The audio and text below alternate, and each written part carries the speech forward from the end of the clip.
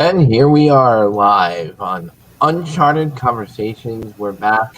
Josie's back. She wasn't here last week. Yes. Hello, everybody. Glad to be back. Yeah. So thank you all for your support and care for my lovely co-host here. She had a little accident recently, was injured, so she was nursing her wound. Yes. So, but she's all good now. She's back on the show.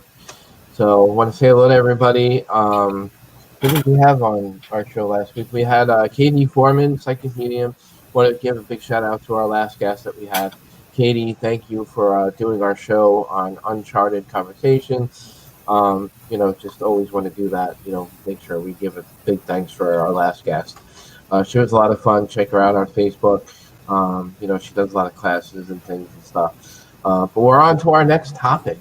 Our next topic is a really darker topic. We're opening Pandora's box, so to speak, with this type of topic. It's a very popular topic because, let's face it, what we do, there's dark things involved. Yeah, there's sometimes danger that you have to watch out for. Yeah, a lot of different types of dangers.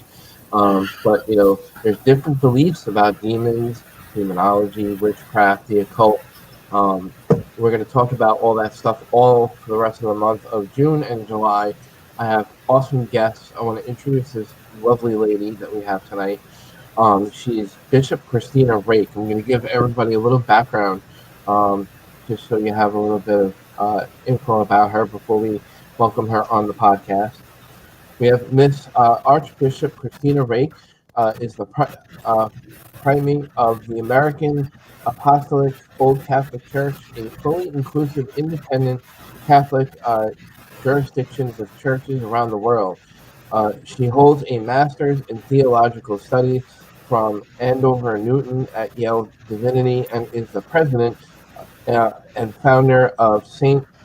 Hildegard's Theological Seminary, where she also teaches graduate theology. A longtime member of Mensa. Mensa, Bishop Rake is a lifelong student of the numinous and supernatural, specializing in angels and demons. She is the author of God and the Paranormal, Mediums, Ghosts, and the Afterlife in the Bible, which you can find on Amazon. It's available on Amazon if you want a copy of her book. So I want to, she lives in the Chicago area. I want to welcome her to our podcast. Give her a nice, warm welcome. Clap your hands, our audience, for Miss Kristina Rake. Miss Bishop Kristina Rake, welcome to our podcast. Thank you for having me. It's good to see you. And it's good to see, I know some people in it. Hi, Deborah. I know a couple people who came by. Great. Hey, all is welcome here. This is Uncharted Conversations. Obviously, with the title of the show, this is the Uncharted. So all is welcome. Awesome. I agree. So, well, this has been a podcast episode in the making with you as our guest. We've been talking back and forth a lot. I met you not that long ago. I wanted you on a different podcast I was doing, but I said, it'd be nice to have you on this one because this fits us a lot better with this format. So, welcome to the show. How about you tell our listeners and our viewers a little bit about yourself, how you got started, what was your interest, what was your calling to do what you do now? Well, thank you. When everybody asks me, tell me when this started, I can't because we're going to in utero. This has been lifelong. When I was 2 or 3, I discovered that I had gifts. I didn't know what they were. My parents knew what they were. Grandparents knew what they were. Kristina can see people who aren't there. Kristina knows things before they happen. Kristina seems to be able to find things that are lost, to know what people are thinking. And it was not, it was received positively. In fact, I kind of used my gift for themselves. But because of that, I always had a different view of everything. And then when I was 5, we moved into a haunted house. and it was badly haunted, and it had some really dark stuff in it. When we moved in, we bought it from people who bought it from an estate sale. And so we come into this house, and my mother tells a story. One day I'm coming home from kindergarten, and I'm stopped in front of the oak tree in our front lawn. And she calls out, "What are you doing?" I'm like, "I'm talking to Bill."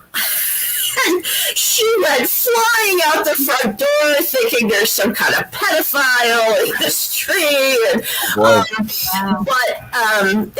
whatever was there used to attack me. And during this time, I mean, as soon as I could read, I was into, do you remember the Time Life Unknown series that they had in the 80s? Yeah. My aunt got that. I used to sit in her room and read it and stuff. But I had, mostly positive experiences of knowing things. I was 9 when I wrote a 20-page theological treatise, and I wasn't raised in a church at all. I didn't understand what was inside. I just was so pulled to ministry, even though I didn't know what that meant. I was in an area that was so Catholic, nobody knew what a Protestant was. Mm-hmm. But when I was 8, that all changed with the positive. I was in the top bunk of my bunk beds. When we were kids, we all wanted bunk beds so we could sleep on the top and put crap on the bottom. and I did the same.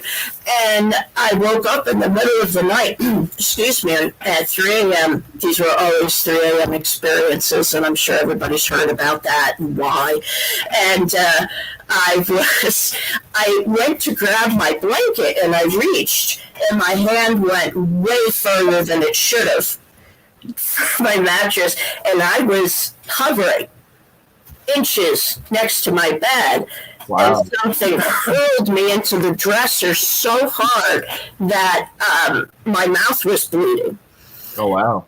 And so what do? An abnormal 8-year-old that climbed back up into my bed. I would scream. I don't know how I knew, but I somehow knew that this was just something that was going to happen from now on. And I wasn't particularly scared.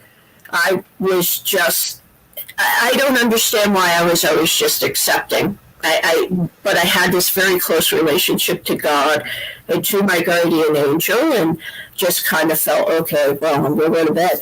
And when I woke up, I thought it was a dream. And so I went into the bathroom and had dry blood all over my mouth. Oh, wow. So, after that, I used to get attacked regularly. And anyone who tells you that, any priest tells you they have a calling to the priesthood, they all have stories like this. Right. The other side knows. And the one thing that drives them spastic is if you make people's lives better. Right. Because they feed off of hopelessness and despair and anxiety.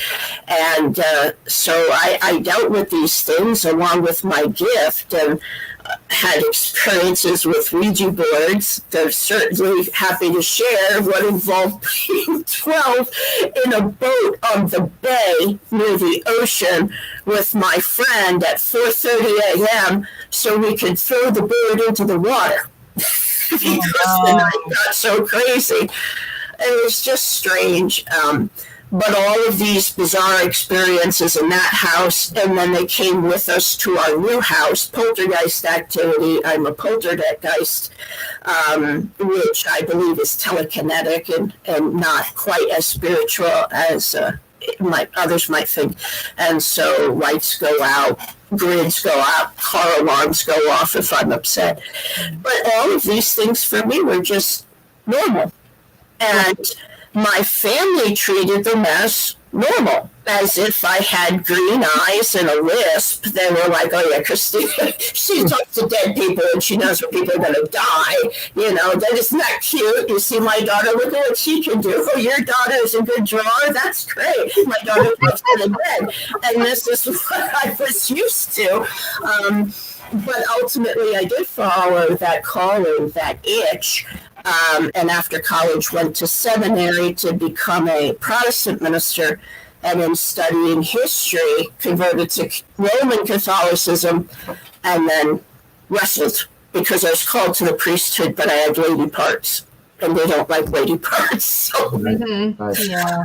but ultimately found the old Catholic Church, and throughout all those years, all I did was study.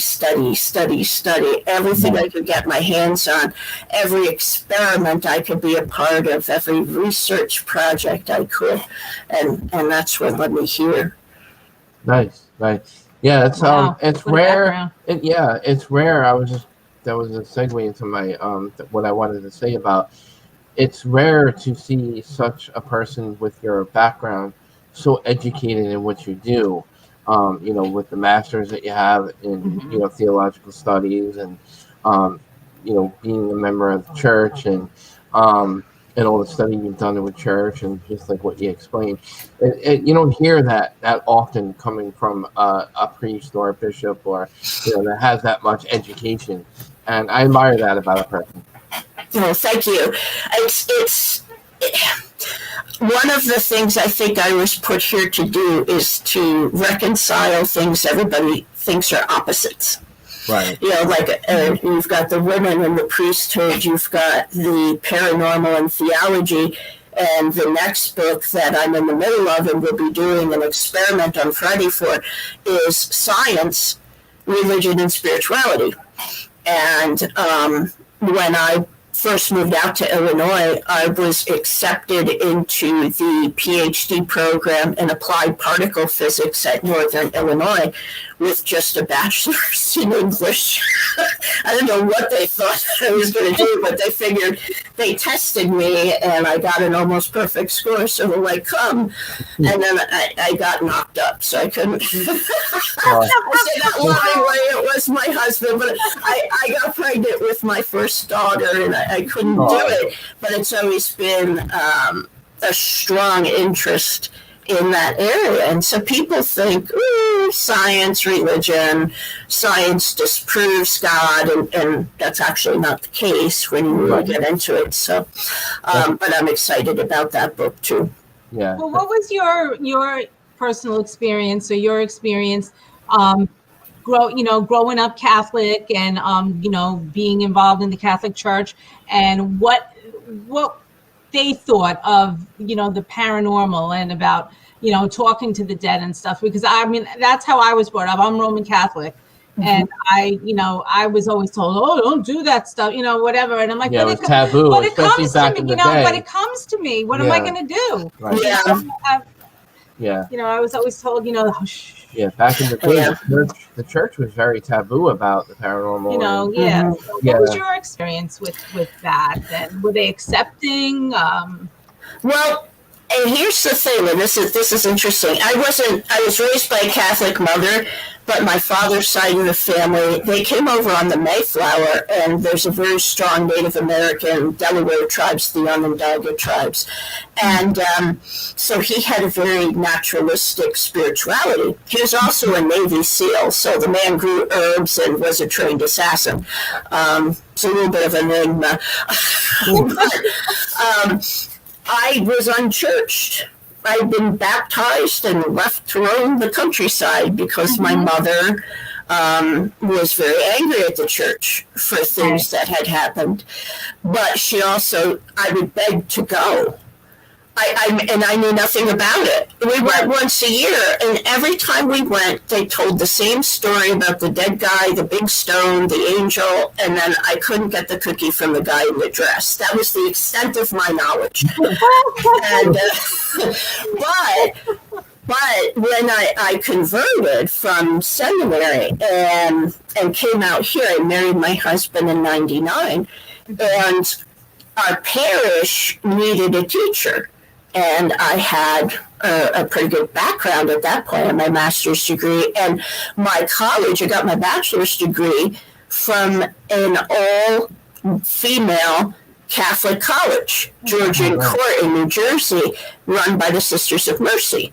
So I wasn't Catholic, but I was just steeped in it. And one of the things that was a knee-jerk thing, and I'm sure, Josie, you had this too. Someone dies, what do? Mass card. Yeah. First thing, mass card. Yeah. And you know, when I came out here, I became part of the charismatic Catholic movement with gifts and all of that.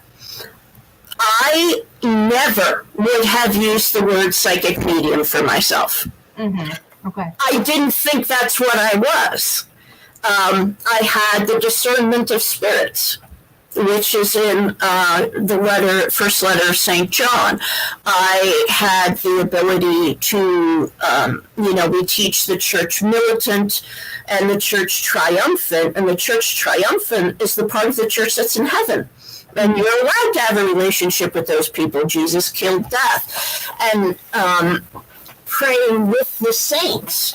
I mean, we believe strongly as Catholics in that connection between the living and the dead, because if Jesus defeated death and we're the body of Christ, why does Jesus's body get sliced up when we die and go to God? Wouldn't we be closer to each other? It never made sense. And out here in the charismatic church, I found I had the gift of healing. And when I say healing, I mean scary stuff. Tumors there, and a week later it isn't. And leukemia is there, and a week later it isn't. Wow. Brain tumor, and then it's not. Mm-hmm. And had so many experiences that my group just started bringing people in. Like we had a line, and I had to say, I can't do this. I'm a little concerned about where it's going. But again, I could do that, and I could tell them their future, and I could do these things, prophecy. But it was all religious. And in religious terminology, boom, accepted it, no problem. And that's one of the things God in the Paranormal talks about. It's the same thing with different terminology. And if you don't use psychic medium and you say, I have the gift of prophecy and I have the gift of discernment of spirits, they're like, oh, that's fine. Okay. Okay. Mm-hmm. Yeah. The way you word it. Yeah. Exactly. I myself don't label myself as anything really with my gifts. When I speak of my abilities as an individual, I don't go out in the public saying I'm a psychic medium, I'm a psychic, blah blah blah. I don't do it for the money. I don't do readings, stuff like that. But when I word things, that's how I word it. I just say, it's a gift that I was given, and I to this day don't know what I really want to do with the gift, but I challenge it, to either improve it or I learn more about it. And that's what I do with it. So, I always tell people it's up to that individual how they want to portray themselves, with their ability. I agree. Absolutely. And it's the same gifts. And one of the important things we have to remember in the spiritual life is there are two laws. It's will or choice and intention, what you hope to gain. And as long as those two are focused on the good and on love, then you're on the right path. Right. And that's the big thing that people forget. Those are huge. You can never lose sight of those. Yeah. That's important. Intent. We always talk about the intent. Yeah. In the paranormal community, as long as that good intent is there, that's the main thing. Exactly. Right. And we are commanded by Christ in the New Testament, and again, all those scripture verses in the book, God in the Paranormal, to do ministry for the dead. And our ministry is prayer for their process of purification. And one of the things I explain is my theory of purgatory. First of all, it's part of heaven. It's not a third option. It's heaven's mudroom where you get cleaned up to go meet the big guy. When you die, your consciousness still has a little bit of ego. And in heaven, there is no ego. You got to get that burned away. And in studying near-death experiences, everybody talked about the life review. And it occurred to me, geez, that is really purgatory. Because during that process, what happens? You feel the consequence of everything you've ever done. You become the other person receiving your actions going out through time. So if you're a really good person, what happens? You have a pleasant, quick experience. If you've been a bad person, it's a horrible, painful experience, but it's existential pain. Now, if I do a good work, have a mass said, or which is one of the greatest prayers on earth, or I pray for you or do a good deed in your name, you feel that. And it takes away the pain. So is this give and take? And it was the life review that really sparked this for me. And I said, I think that's the mechanism. Think about it. You're going to feel it. And what does that do? It teaches you humility, which you need to get into heaven. And it's just. True justice is standing on the other side of yourself and feeling it. And Jesus even says that the way you judge others, that's how I'm going to judge you. I'm going to take your brain, put it in my head, and judge you that way. And I think that's what he meant. Wow. That's awesome. That's my theory, anyway. Yeah. No, that's a great analogy of how you put that together, because in a way it makes me think of two things. One, even though it's a movie, the movie Flatliners had that kind of integrated into the plot. Yes. That was like the moral of their theory. Right. They didn't know it until they started putting themselves under, but later in the movie they started discussing, that what you just mentioned, the purgatory, cleansing yourself of that humility and what you've been through, and before you can make that next step. Exactly. Right. So that reminded me of that. And not only that, it reminds me of what us paranormal investigators and researchers always talk about.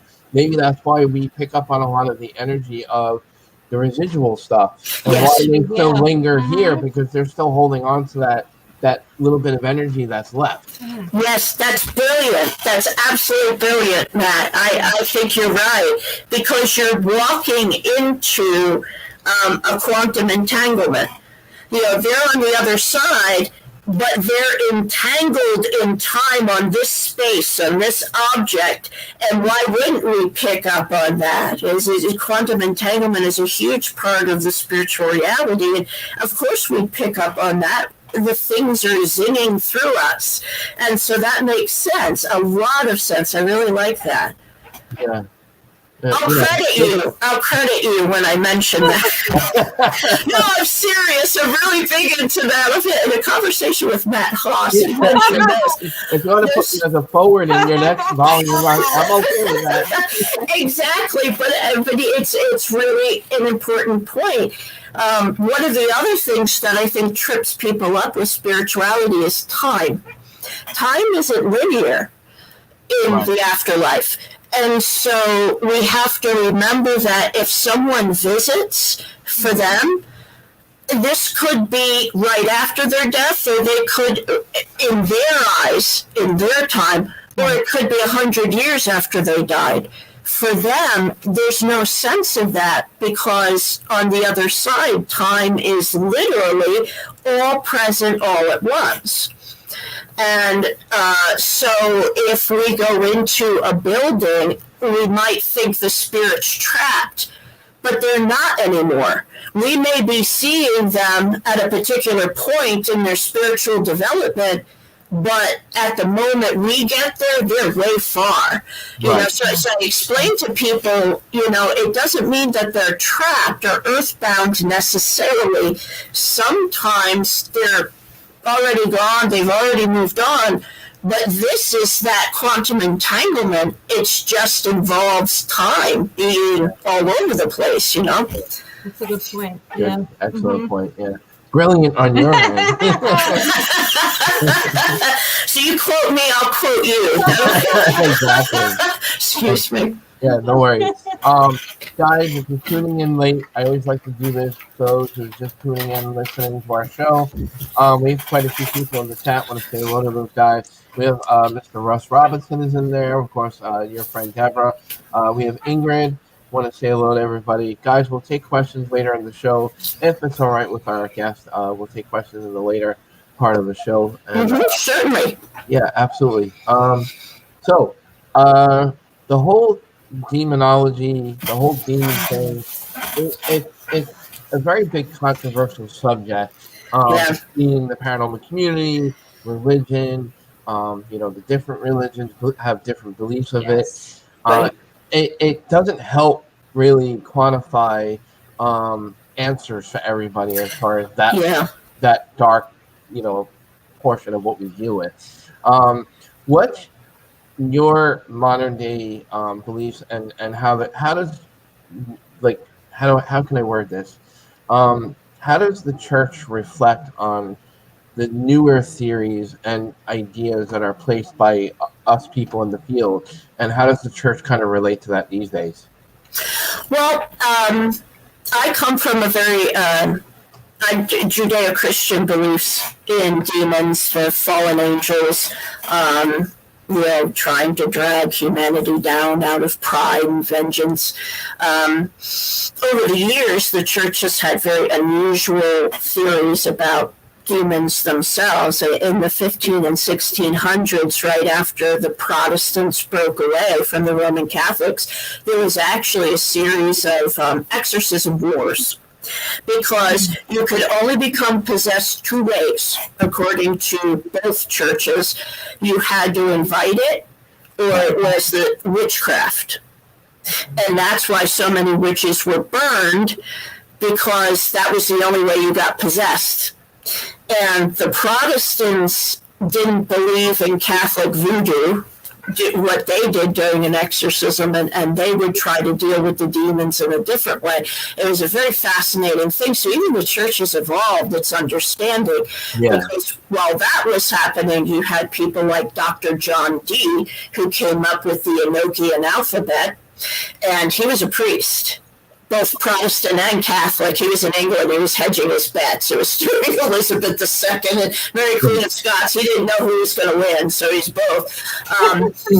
And he wrote a book of angels and demons, and all the alchemists, Nostradamus and Herodotus, and they all did the same. So there's all this fascinating medieval complexity about it.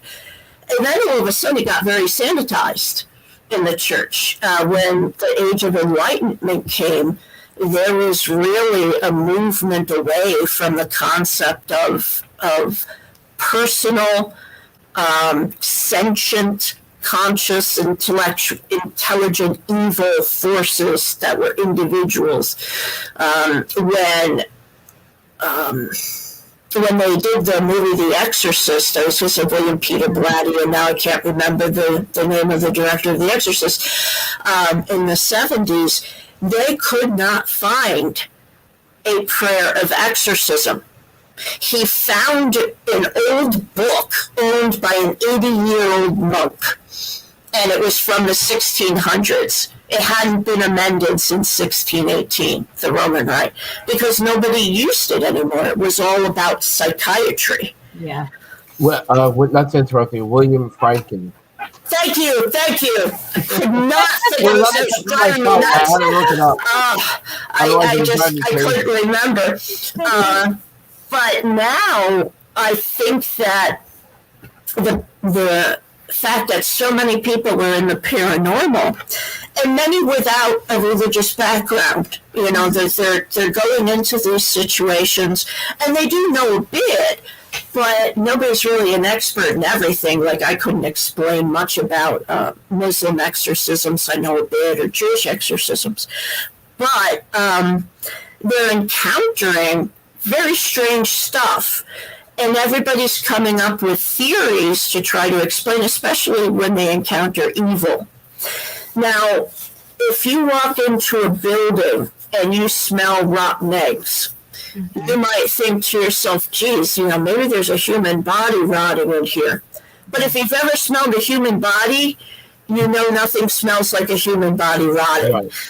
And so people encounter something evil, and it's the most evil, horrible thing they've encountered, and so they automatically go, it's got to be a demon. Mm-hmm. And I think there's a lot of, not mistakes, I don't want to put it that way, but I think, unfortunately, unless you've actually encountered one, you can, see where this is the most evil I've ever seen, and a demon's up here. Yeah. I understand why you would make that jump. Right. But that's not, necessarily the case.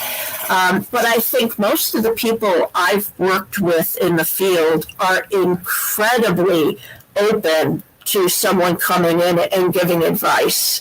And I think that's important. Right now, the church's position on exorcism in Rome, they have had an influx of requests for cases. There was an article that said a particular priest in the Midwest area was the diocesan exorcist, and they keep their names quiet. Mm-hmm. But he said he got 1,800 requests for exorcisms a month. Wow. In the Midwest, just his diocese. Mm-hmm. I think that may have been a mistake. I'm thinking, he said he performed that many. I'm thinking that was a lot. But let's say you get 2,000 requests a month. Maybe one of those turns into an actual exorcism. Mm-hmm. Because what's happening is people see so much of the paranormal, and people are exposed to so much media attention that they'll jump to that conclusion. Yeah, and the church while the church increased the number of exorcists tenfold and opened a new school for exorcism in Rome in 2008, they opened a brand new school because there were so many requests. Mm-hmm. Yeah. It's a good thing that people are open to the idea, but like every realization in culture, the second it hits, we're all like, oh, then that's what I got to have, especially in the age of Dr. Google and self-diagnosis, when you're like, my personality's changing, I'm angry all the time, what is going on? Yeah. And you ask them, what medication are you on? Well, I had a urinary tract infection, I'm on Levaquin. Yeah. Levaquin causes hallucinations and can actually cause psychosis in certain people. So I think that there's a lot of jumping to conclusions, and the church is looking at this going, yes, absolutely. The real deal, the real exorcists have increased. Possession has increased, but so has possession as a diagnosis increased, as a self-diagnosis increased. Right. So, Yeah, I hope I answered your question. I'm sorry. That was great. I'm glad you kind of went into that, because I was going to talk about, the classes that even the Vatican was more involved in putting more awareness out there. That we need more exorcists out there in the field and whatnot, because there's not enough of them, because you get so many cases. But when it comes down to it, it's rare. Right. The actual cases of possession. Well, that's what she was saying. The number of real cases versus the cases actually flowing in. Mm-hmm. Absolutely, Josie. That's absolutely true. And I do watch those trends. I don't perform exorcisms on people. I haven't been trained, first of all. And second of all, I have children. Mm-hmm. And exorcists really shouldn't have kids, because you open yourself up to attack, and they know they can't get you. So who are they go after? And my daughter is autistic, and we've already had problems with things following me home and going, aha! Right. Because they're more vulnerable. Right. Yes, and so I will fight them in homes and all of that, but my concern, it's not necessarily more dangerous to perform an exorcism on a human. The problem with it is you can have all the prayers, but you need to have someone train you in how to do them, because the prayers don't include instructions on what you should be doing at what moment. I mean, there are stages in the exorcism. There's the period where the demon is hiding, where you have the clash where the demon and the priest are battling each other in a battle of wills. There are different types of possession, transient, permanent, and all this stuff. But you really do need that hands-on training. I don't care what faith you are. No faith has self-made exorcists. They don't. Yeah. And I'm speaking from a position where I have extensive book knowledge of this. But unless someone came along and was willing to personally let me walk with them and do these cases, I wouldn't. I just wouldn't. It's too dangerous for me, and it's way too dangerous for the person involved. Right. So just to make that clear, I don't want anybody to say, "Oh, she said she doesn't like it." Yeah, no, I know. People are very quick to make assumptions and judgments. Yeah, absolutely. So is it still the same? Like the only way you could be possessed is if you invite it, or there are not different. Necessarily. Yeah, there are different ways. The first is the same as it was way back in the Middle Ages. Right. You accept it as a way to expiate, to help with the salvation of the world. It's sort of a way of taking on suffering of Christ, who on the cross was completely alone, torn from the divinity in him, in this state of despair. And it's said that, and this is a rumor, we can't confirm it, that Mother Teresa was possessed. And we call these people victim souls. Yes, and John Paul II exorcised her. That's the word on the street. But she did it to expiate the sins of the world, and it makes sense if you look at martyr. Yes, yes, and it does make sense if you look back at her journals, because she said she never felt God there after a certain point. She was just dry, but she still did what she did anyway. Annalise Michel, another victim soul.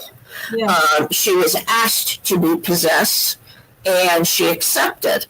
And so there are those. The other way is through a family curse or an act of witchcraft.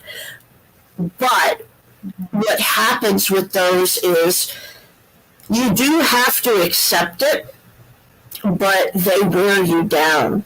There are stages. There's infestation when they get into your life. Right. Then there's obsession. When they start to consume your thoughts, they start to divide you from your friends. Then there's oppression, where it starts to actually affect your personality, the way in which you view the world. This is the point at which people start to pick up addictions they never had, things like that. And then there's possession. And most possessions are what we call transient, which means it comes and goes. It's not permanent. So thanks for Russ. Russ is a sweetheart. But it's not permanent. And so what they do is, the point is to wear down your will. Yeah. And they do that by getting you to invite them in. And there are lots of ways you can invite them in. But what we have to remember is they don't have to accept the invitation when you offer it. They can say, yes, okay, but in a year, you're going to be really down, and that's when I'll come. So they can come at any point once you've invited them in. I can't imagine having anybody invite them in. I just can't. Yeah. Well, what happens is we do it inadvertently. They're liars. So let's say you use a Ouija board. And I don't want to bash on Ouija boards. I know people think that they're okay. The problem with them is every time I've gone into a house or heard something, it's been a summoning game. And the reason for that is if you grab a Ouija board and you say, is there anyone there who wants to talk to us? It's like driving your car, the worst area in the city at 3 a.m., opening the door and saying, anyone can ride with me. But I only want nice people, okay? Yeah. So what it'll do is it's like, okay, you invited me to talk to you. If that was the invitation. Right. You invited me to talk to you, but it's not going to come through as a demon.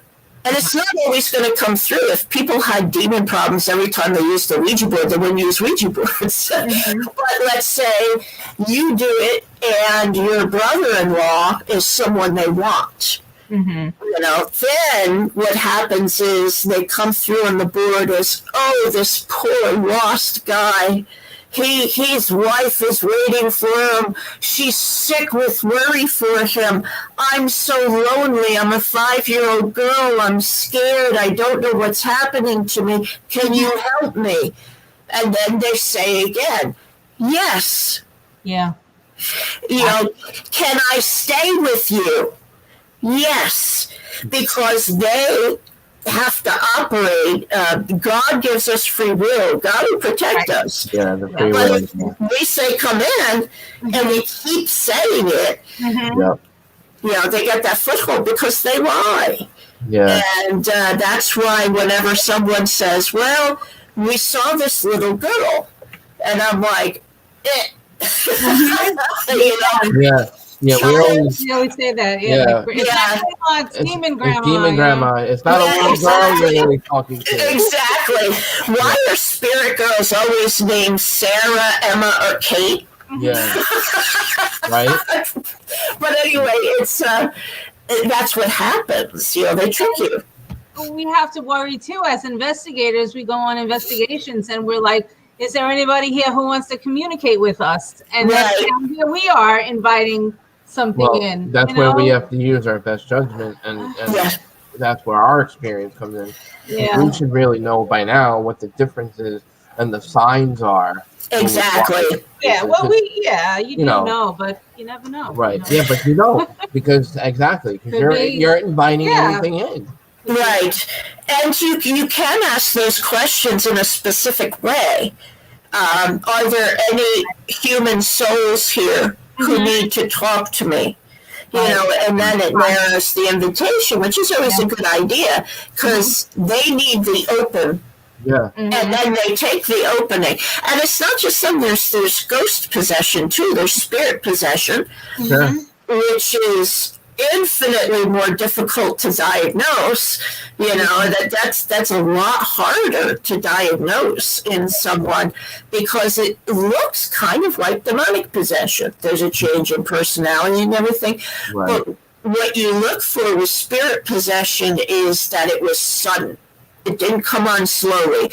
Like someone comes back from being at a museum and all of a sudden really have an urge to smoke cigars. You know, that sort of thing, because the spirit wants to live through you and you start picking up those habits. Right. And it's changing their personality. Demonic possession is slow. And spirit possession is quick. It's almost instantaneous because they kind of walk behind you as a perfect shadow and you're picking up on their personality and habits. Yeah. That was like what happened to me at Ohika Castle when I was communicating with Addie Wolf. And you wanted to drink tea. And I wanted to drink tea and have crumpets. Because her personality was going through me. And he wanted to tidy up. And I wanted to tidy up her room and everything. Who are you? And my wife was like, who are you? That's awesome. I don't talk like that. That's awesome. Yeah, you know, those things happen, and it's not always permanent. But it can be a problem. It's easier. It's hard to diagnose, but it is easier to get rid of. You can even do it through hypnosis, where you put the primary personality out of the picture and you talk right to the spirit and make them leave. Wow. And there are people, there was several professors of psychiatry, one of them at Chicago I forget the school, it was University of Chicago, I believe, who didn't believe in schizophrenia, said it was all spirits. Wow. Spirit attachments, which was very interesting, and I have to find the article. I have it in my archives, but there was an article in Africa at an asylum. They brought in shamans from around the world to perform exorcisms on the entire schizophrenic wing, and they had a 100% cure rate. You can't cure schizophrenia. Yeah, wow, that's very interesting. I'd like to read that. I'll have to find it, and I'll post it when I do find it. A shaman friend of mine sent it to me. Right, because I always talk about the fine line, between schizophrenia and the possibility of possession. Yeah, because that's where it gets really complicated. Yes.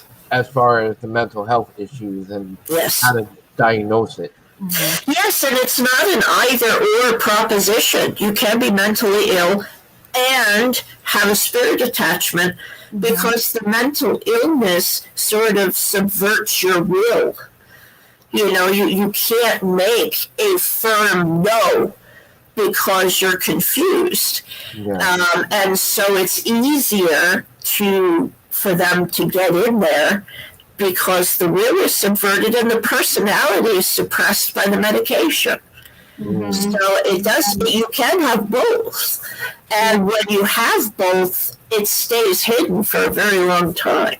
Yeah, we always use not that it's we say it jokingly, but we always used to say it's kind of funny how many people are in the insane asylum that actually saw a real demons or were really possessed by something and not really crazy, and they mistaken it for schizophrenia because they didn't have the knowledge and the studies of schizophrenia that they had back then. You know what I mean? Absolutely. I think though the psychiatric world has become far more open. Right. To the possibility that patients are possessed. A friend of mine who does do exorcism, who was trained by the Diocese of Chicago, has been called in by therapists and psychiatrists because when they go to diagnose, the person can be perfectly sane and have all these things happen. And I don't mean mental illness and insanity, but they're presenting no symptoms of any kind of pathology, any kind of actual chemical imbalance, and yet they have these issues. And so it's very interesting. M. Scott Peck, who is a psychiatrist who wrote the book The Road Less Traveled, he is very, very famous, and he did exorcisms for his diocese. And this is a scientific guy. And he said what changed him was the fact that he would have patients who were perfectly psychologically healthy, had no symptoms part of the time. And he said, you have to understand, I'm a doctor, and I know that mental illness presents symptoms, at least one all of the time, and these people didn't. Yeah. And then after the exorcism, they were completely healed and had zero symptoms. Wow. So that's what convinced him. Yeah. They should work together. It goes hand in hand. I agree. Yeah. I love these conversations because I know a little bit about demonology, as if you could tell. Yeah. Awesome. Yeah. And I love learning about it because we learn. And this is one of the things that we wanted to do on this show because everybody brings something different to the table. There are different, things that you guys do as your own goal and your own beliefs and, your own agenda. People have different things that they want to do in the field. And what you guys bring to the table, like exorcists and people like your background, not that you're an exorcist, again, I don't want to, yeah, but that's why we want to bring all different types of people of your background on the show because it's a learning field, and I love presenting that to people. People need to be more aware. I agree. I think that, even I'll listen to something and it'll click, and I'll go off and investigate more.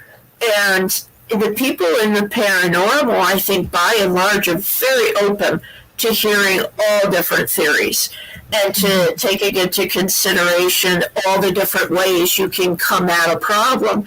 Because ultimately, if you're Jewish or Muslim or Christian, your ultimate goal is for people to have peace and rest in this life and the next. Yeah. And so if that's our common goal, then the methods we use, different methods may work perfectly well. Yeah. And if you want to add to this, you can. My thing is, there's always been spiritual warfare since the birth of the earth. Yeah. There's been spiritual warfare going on for thousands and millions of years. And, there are inhuman spirits that have been here for, I don't know how long. So we're always battling evil. We're always battling the darkness everywhere we go. And now that we have the pandemic on top of that and all that negative energy that they're feeding off of, I can't imagine how busy you guys are. Yeah, it's been really bad. I've been getting a lot more calls than usual. And I don't think people aren't making it up. It's not coming from being locked in or anything like that. But when you're home all the time with people in your life, you're more likely to notice changes or problems, and I think that's part of it too. But also, human negativity and anger and bitterness is like a giant copper top battery. And it causes a feeding frenzy, like blood in the water. Yeah. And I think that's what we're seeing. Just an absolute feeding frenzy for these demons. Yeah, a lot of it now. Yeah, there is, especially now. Big tech and social media is a big part of that too. Yes, I agree. But I have Deborah has a little thing in here. I just want to read it to you because I think she has a question for you within her thing that she's got here. I'm sorry if I get close to the screen because I don't have glasses on me, so I gotta look real close. All right. So it says, Deb says, I am going to post this story before I post my question for later. I was preparing for a non-human case and was fasting, praying, and was in line at my local Catholic church to have my confession heard. I was in line, and all of a sudden I felt sick, started feeling like there were eyes on me. I heard the main large church doors close and heard footsteps that were very loud. Myself and the person behind me turned to see who was coming, and the person that came in was shaking and screeching. Wow. Well, thank you for sharing that. Yeah, thank you, Deborah. And, I think most people who have dealt with these cases, you have that happen because they want to stop you. They do. They want to stop you from helping that person. And I can't tell you the things that have happened to me when I've been on my way to help with a case or to take care of an infestation at a house or to visit someone who is suffering. I've had wheels come off of semi-trailers and hit my car, drive me off the road. And I've had walls fall and hit me and tumbles down the stairs. And they want it stopped. They just want you stopped. And they will pull out all the stops to do that. And it sounds as though they got a hold of someone or had someone nearby that they had their claws in and sent them in. Yeah. No, there's actually a little bit more to that. I didn't know because our StreamYard only can fit so much little text in this little chat thing that I have next to us. So then she said, so the person came in with shaking and screeching. I could feel the hate. He walked right up behind me, stood there for a few minutes, then just left. the priest knew that this person was under oppression. So her question to you, Kristina, is how was this so-called person able to cross the threshold of the church to get into the church? And that's a really good question. It's because they were in a body. They were already in the body. Yeah. Because the human body is in the image of God, and God in Christian religion became human in order to help us get where we couldn't go, and so that was Christ. So the demons always mock the image of Christ, and they always try to take human form, but they can never get it perfect because they are forbidden from taking the form that God had. So something will always be wrong. They'll have a hoof. One of their hands will be missing. They can never get it perfect. But in this case, it's because they were already in there. The human body can cross that threshold. Now, if it didn't have the body yet, it wouldn't have been able to get in. Okay. There was a case in, when did JP die? So I guess it was 99. John Paul II had an audience, and right up in the front row of the Mass, they had a line of people who were suffering from not just physical illnesses, but spiritual ones. And as the Pope walked by to distribute communion, one of the guys fell and started writhing and screeching and everything. And they quietly brought him into the Pope's quarters, and they performed an exorcism. Wow. So they can do that. They can go to any holy place they want as long as they're riding what they call meat sacks. But you know what? There should be a rule. I'm going to add a new rule. Evil cannot cross into our own church domain. Yes, exactly. Yeah, but that's why, Deborah, it couldn't have gotten in without the body.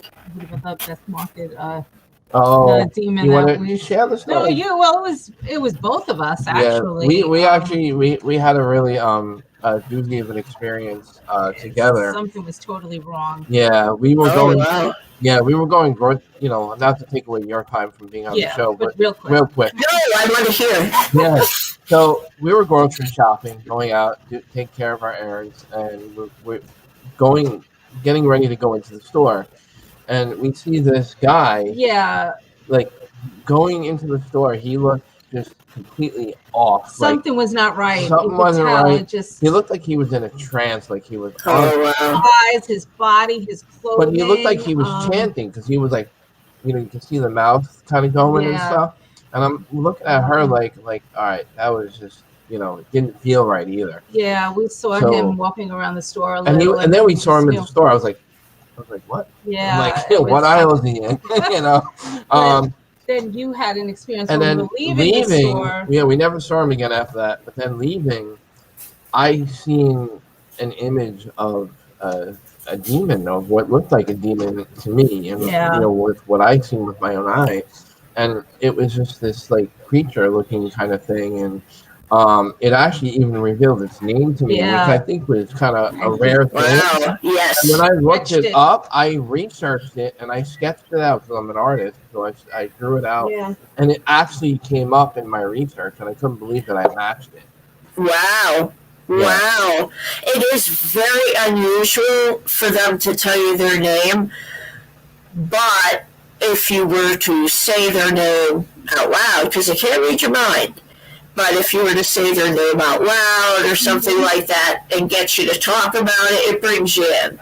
Yeah. While the name gives you power over them, that's also how you bring people in. So I always tell people, they're like, well, I got a name. And I'm like, shh, write it down. Write it down. Well, what was really interesting that added to this story is we had a private home investigation later, like a year later.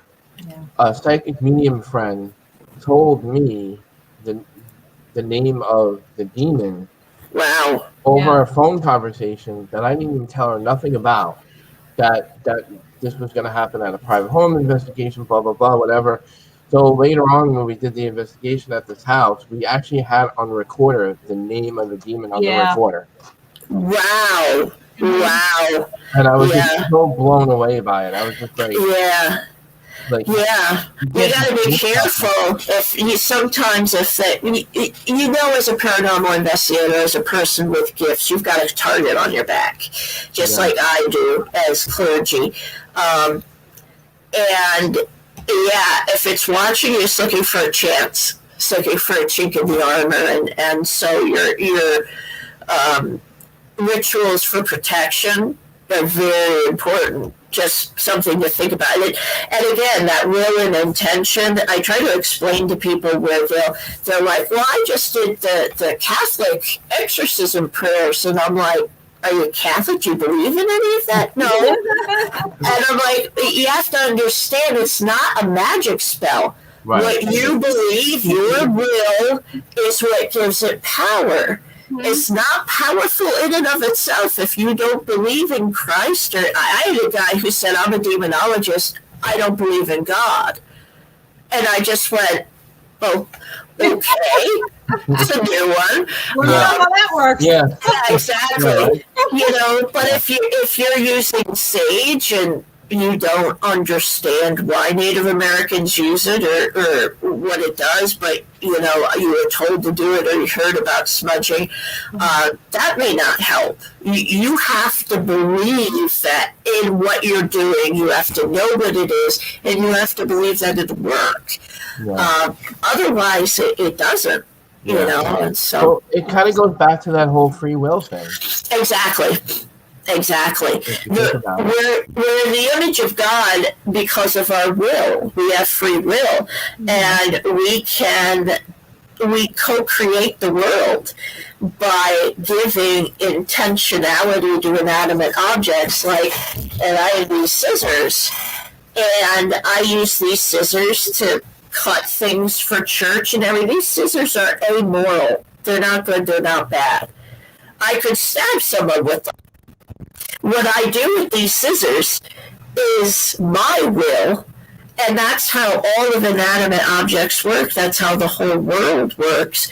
We are so powerful that we're the ones that make creation good or bad. Mm-hmm. Yeah. And that's a huge power we're given. And it's a lot of times an unfortunate power we're given. But it's important. Yeah, it's like the old saying, we are our own worst enemy. Yes. I'm sorry, I looked, there were a couple of other questions. Yeah. What other questions? Okay, let's see. Ingrid, she wants to know, what about attachments? She said, I had one and I went to church, but I'd feel sick. Believe that an attachment gave me my cancer. What are your thoughts on that? The attachments are spirit possessions. It's the same thing, and it's absolutely real. I think most people in the paranormal have experienced it at some point, even if we don't take on the traits of the person who's attached to us. I have found it, and Ingrid, I think this speaks right to your issue. I have friends in the paranormal who will write me, and they're like, I think I have an attachment. And I always tell them, send me a headshot of you right now. And I'll look at the headshot, and immediately what comes up, have you been having neck pain? You can't turn your head to the left. And they're like, how the hell did you know that? It's because of my mind's eye. I can see the attachment, and it is like a parasite, and it is in the body. And the area of the body that it's holding on to, like a tick, that area has problems. I've spoken to people who had them attached to their kidneys. Usually what I see is they're in the back, and they're holding on, like their hands are inside the back on each side. But they're also held by the ears. And I'll say to someone, you've been having eye trouble, you've been having ear pain. And yes, it does affect our health.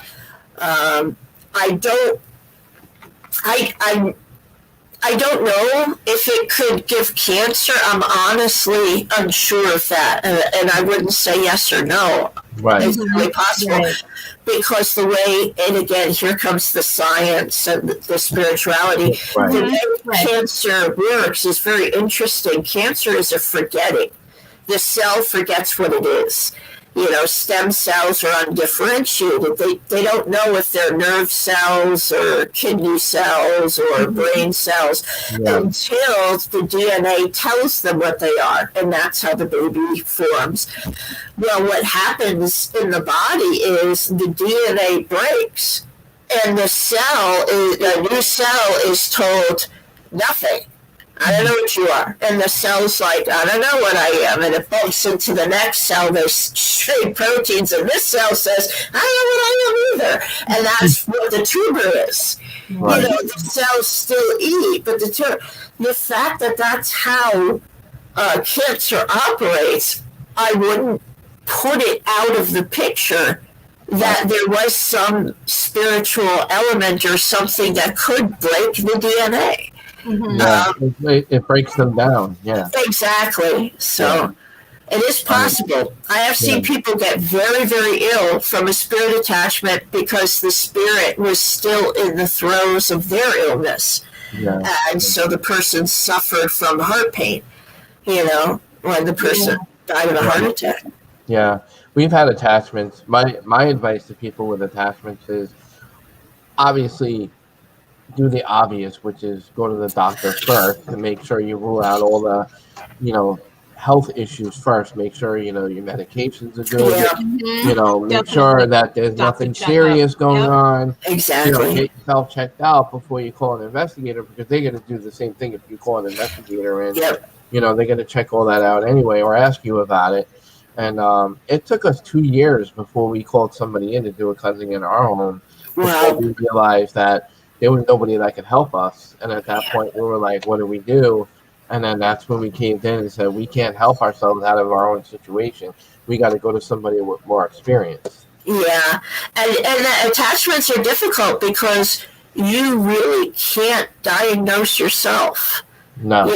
Because the attachment clouds you. And so, like Ingrid said, they could go on for years. And people will tell you, you'll lose friends, you'll lose family, and you think, I've got to have a demon because I'm separating. Demons always divide. There's an old quote from Thomas Aquinas, where there is division, there's a demon.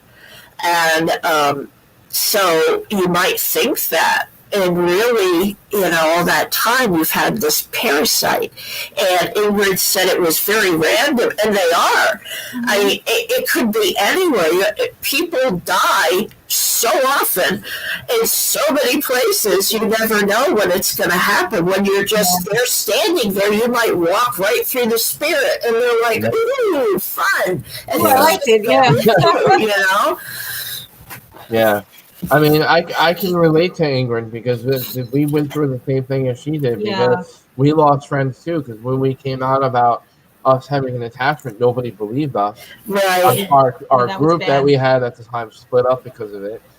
We had actual evidence of our attachment on a recorder of a growl, and I was playing it for everybody there. Everybody was like, no way. They didn't believe us, and it was like, then we went through 2 years of hell. So I can totally relate to what she's saying. You can lose friends. It's a real difficult thing to diagnose yourself and get over on your own. You need help when you have something like that. Definitely. See a doctor, go take care of yourself and your body, and then if you need, definitely call in somebody. Yeah. Well, Ingrid, I'm so sorry you went through that. And I know that ultimately you can look back at it and say, all right, that now I know, and hopefully can help others too. We have to make sense of these tragedies in our life by giving them meaning and hoping that there's a bigger picture.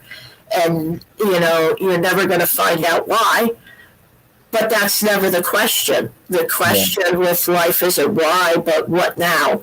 Right. And that's the more important question. But my heart goes out to you for what you went through. Yeah, absolutely. Sorry. So, but thank you for sharing that, Ingrid, with us. Yeah. Hopefully things are much better now for her. But, if you ever need advice, anything at all, our viewers and listeners, you can reach out to us if you need paranormal help. Of course, you can email us if you have questions. hosparanormal@gmail.com. Kristina, do you have a way of people to contact you if they want to contact you? Yes, if you go to the church website, it's AmericanOldCatholic.org. There are myriad ways to contact me. My email is on there. You can even write me through the church page. And then, of course, on Facebook, if you message me, I try to answer my messages within 24 hours. I do my best. I get a lot of messages, and with the kids at the church, which is global, so I'm up at all hours when Africa needs to talk, Chile needs to talk, England needs to talk, so I get very busy and teaching at the seminary. But if you email me, just give me a day, and I get back to everybody as soon as I can. So if you have an issue, if you have a question, don't hesitate to email me. I'm so happy to help people, and I'm sure those in here who know me know that if you write me with a problem, I will write you back, and I will make an appointment to talk to you if you need to. Right. What else was I going to say? Where can people find your book? You talked about your book in the beginning of the show. Where can they find it, get a copy themselves if they want to check it out? Right now it's on Amazon. Right now I self-published it just so I can control it, but I have a publisher for my next book. Oh, and I'm gonna thank you. And I've never submitted any of these or advertise them because I don't have time. But I will be submitting God the Paranormal to the publisher as well, and they're kind of hopping for it as soon as I finish some edits. So right now it's on Amazon. The next one, I'm not sure. But I'll let everybody know when it comes out. The title is Gifts of the Quantum God, the Intersection of Science, Religion, and Spirituality. And that'll be out soon. Around that. Everybody, God the Paranormal was volume 1. This is volume 2. Because I'm like, okay, I'm going to tell you guys this because I needed to help the psychic mediums who are getting attacked for what they did. But now I get to do the fun stuff, Yeah.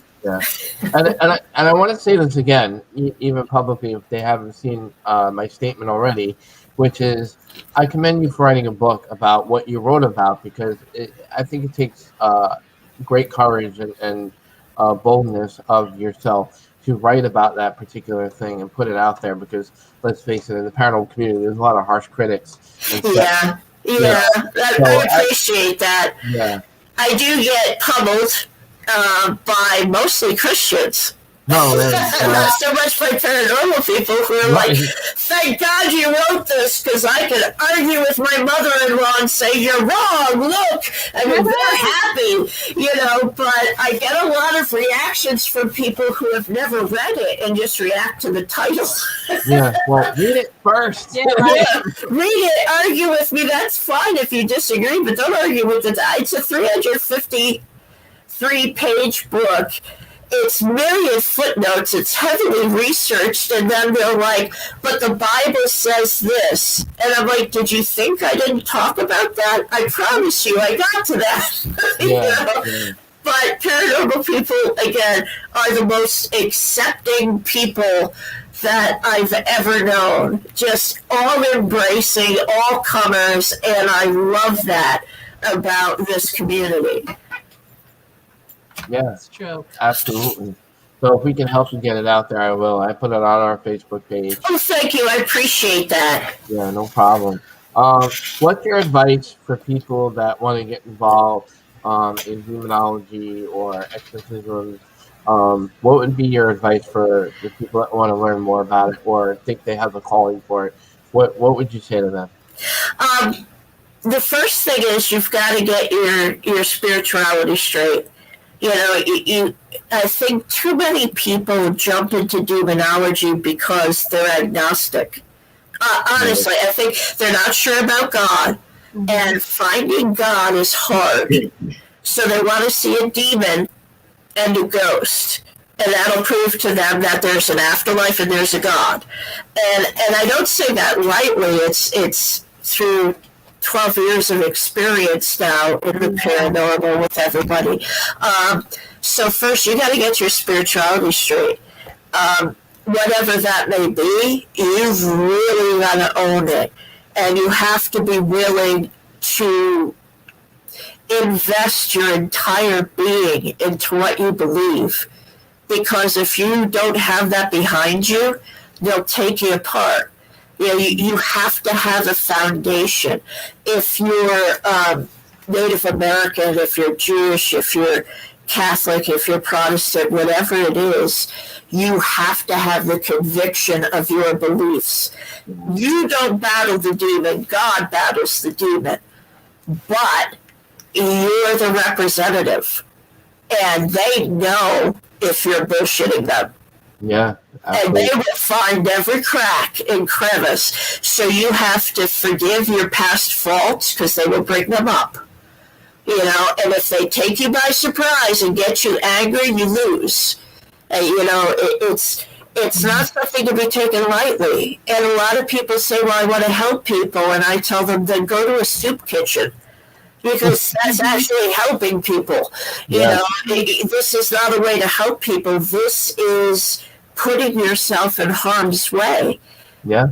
And like I said, Deborah talked about the preparation she made. I've had to fast for 2 days and spend all this time in prayer, go to confession. You have to be pure. Not perfect, but you have to believe what you believe. You have to believe that God will fight for you. You have to be in a state of readiness, and you have to have gotten the world out of you. Right. Because they'll find any little foothold they can. Yeah. And once you've done that, then you've got to have book knowledge. You have to not just know your faith, but know about demons, know some of the history, know where they came from, know some of the names. Yep. And once you do that, you need to find someone who does it and has done it, and then you have to have them mentor you. Yeah. You grab that Roman ritual and you walk in there just with those prayers. Like I said, it's not a magic spell. Yeah, it doesn't work that way. You've really got to take it seriously, and you really have to invest in yourself and your beliefs before you ever attempt this. Yeah. That's great advice. Yeah, great advice. Well said.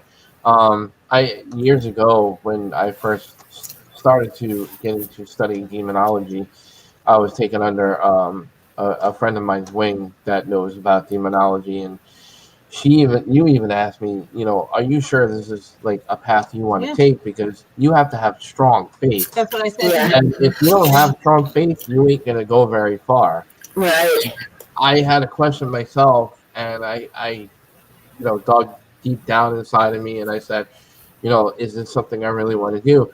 And I had to stop myself to say, no, because I don't want to put my family in jeopardy. Right. I don't want to put my wife in jeopardy. I don't want to put my own health and life in jeopardy. Because if I'm not ready, and like all the things you just stated, if I don't have those things, like, you shouldn't even be going in that direction. Yeah, and that's brilliant. It shows a lot of wisdom. The first thing we need to develop in the spiritual life, if we're going to do any kind of spiritual warfare, paranormal investigation, is discernment. Yeah. And discernment is telling good from bad. That discernment of the spirits was specifically mentioning angels and demons. Right. You need to know the difference, because a demon will appear as an angel. They were an angel. They are an angel. They haven't lost their nature. They've just lost their purpose, their office, because angel isn't a creature. Angel is a job. like judge. You know, this is the judge of the First Superior Court, or the Archbishop of the Diocese of Chicago. That's an office. Lots of people fill that office, and that's what an angel was, a demon was. But they turned their back on God, and so they lost the office, but they still have all their gifts. Yeah. God doesn't take away our gifts if we abuse them, ever. Right. And so they can still do those things, but they can appear as a being of light. And if you don't have discernment, like Deborah brought up, where you can feel the hate and you can tell something's wrong, then, you know, so that's the first thing you really got to work on. And knowing that that wasn't for you, just like I said, you know, I get a lot of requests, and I said, I'm sorry, it would be so easy for me to say yes. I know it. I have the ritual. I know all about it, and I know what actions to do. Yeah. But no, I know I'm not supposed to do that. Right. You know? Yeah. So, and unfortunately, but like you said earlier in the show, before we end the show, just real quick, in the beginning of the show, you said it perfectly, because unfortunately, because of the way the media is on TV, it's sucking people in like a vacuum, where, you know, now you have all these young people, inexperienced people that see that on TV and they flock to it.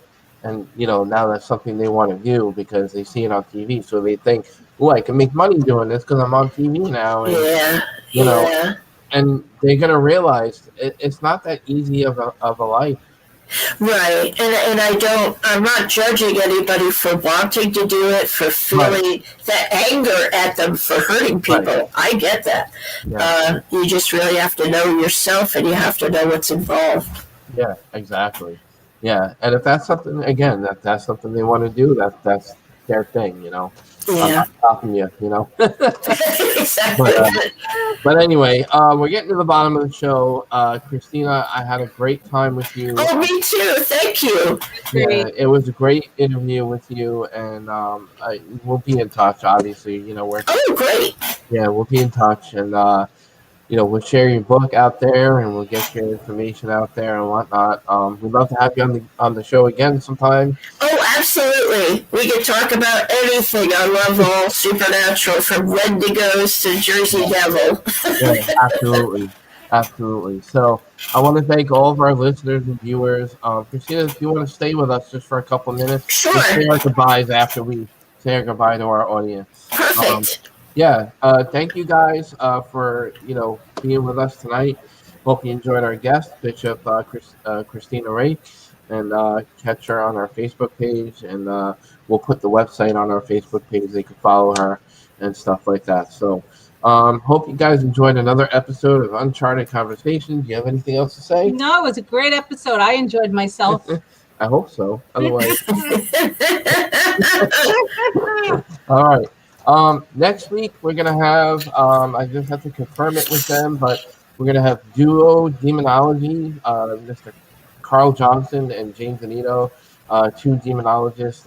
James and Carl are actually good friends of ours, and you know, we hang out from time to time. I'm gonna have them next week on, I believe, June 30th. So I just want to let everybody know in advance we're gonna have guests next week. Carl Johnson and James Anito will be here. And I can't wait to have them talk with them next week. So should be a good time. Yeah, we're gonna have a great time talking about dark stuff here on Uncharted Conversations for the next month. All right, guys, we're gonna play our video here, and have a great night, everybody. Everyone. Be well. Thank you. All right, here we go. We're gonna play our video.